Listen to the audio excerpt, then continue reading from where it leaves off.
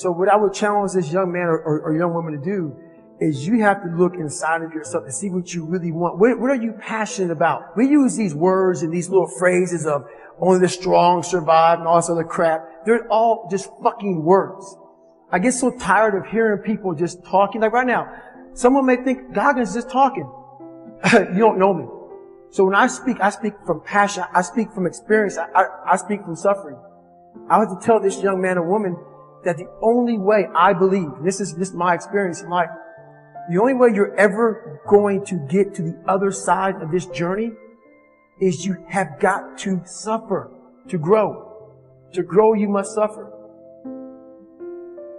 You can become the kind of person that is so in tune with the values that you have and what you actually want that when feelings rise up, you can choose to act however you want despite them. Even if you're tired, you can still go to the gym. Even if you're annoyed with your spouse, you can still speak in a manner that's loving. Even if you don't feel like doing that hard work, you can still push yourself to do it. Your feelings aren't a choice. Your behavior and your thoughts are always a choice.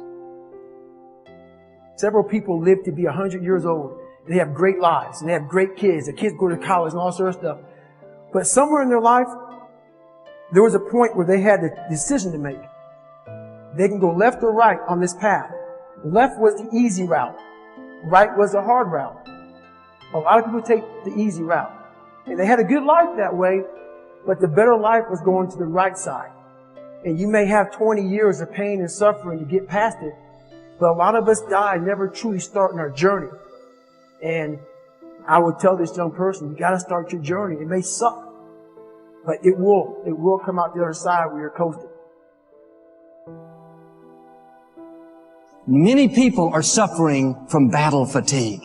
They've been standing a long time, trying to break the addiction, believing for the promotion, praying for that family member, but hasn't happened yet.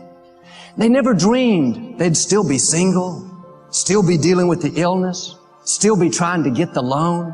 Now they're tired. Let me encourage you, your time is coming. Your due season is on the way. Don't let time talk you out of it. Don't let discouragement cause you to give up. Don't let negative thoughts convince you to settle where you are. You were born to succeed, to win, to conquer all difficulties, and have all your faculties fully developed. Make up your mind you're going to do it every day, every day, every day. Until you don't have to think about it, and then you'll automatically do it. I guarantee you, this idea will change your life. Think about it all day, because that is definitely an idea that will give you results that will stick. No matter who you are, no matter where you are in life, you can take the lid off of your job. If you're wondering if you still have the lid on in your life, here are some clues that's going to let you know that the lid is still on. If you're not excited about waking up in the morning, if you're sitting around bored out of your mind, if you got time to do everything anybody asks you to do, you probably got the lid on.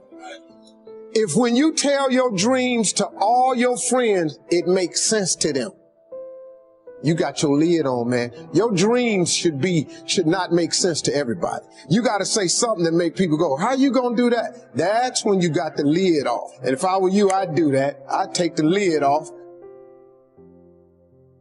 It's not always going to be easy. There are going to be challenges. There's still going to be curveballs thrown at me. But I can't become introverted. I have to continue to get outside myself, because when you're uncomfortable, that's the only way you're going to grow. Right. So the only way I became successful was going towards the truth. As painful and as brutal as it is, it changed me. It allowed me to become, in my own right, who I am today.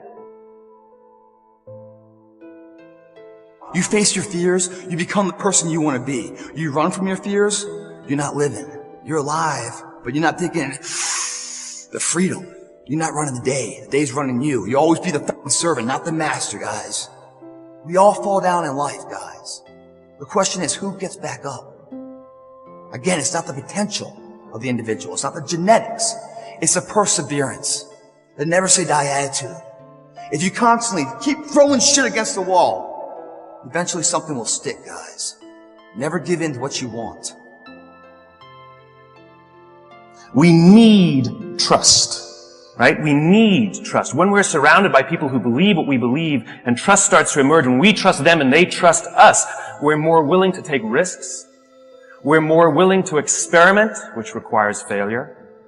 We're more willing to explore and go somewhere that no one has ever gone before, with the confidence that if we fail, if we trip over, if we turn our backs, that those within our community, those who we trust and who trust us, will look after us while we're gone, will pick us up when we fall over, will help us when we're hurt. Our very survival depends on it. Courage, someone who has the courage no matter what to believe in something wholeheartedly and follow that with faith and courage to just go and if I was able to do it, you can too, but you need to start making that choice. You need to make that choice right now for yourself. There are people who have lost their arms, lost their sight. There have been people that have been through the most horrific experiences in life, and they found a way to still be happy because they've made the decision that life is too short to suffer.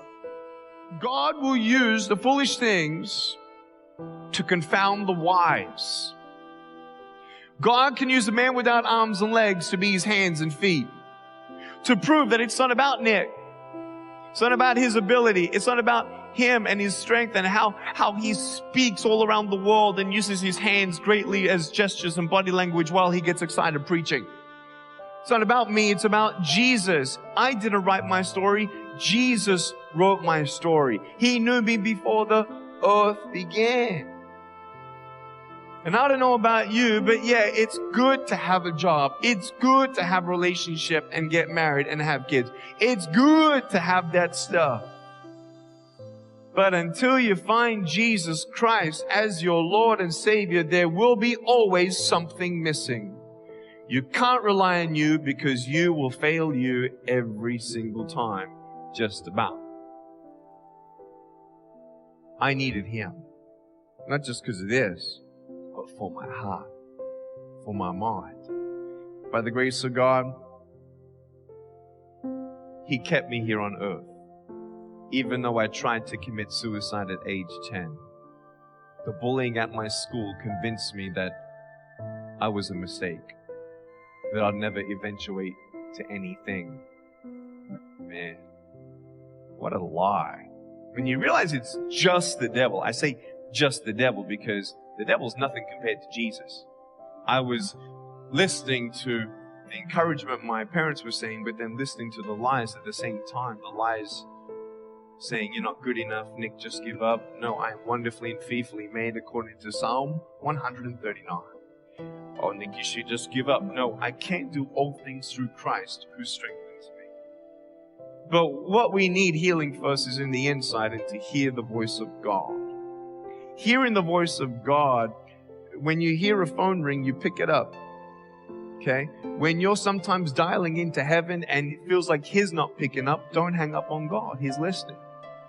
I hung up on God because I didn't understand His plan.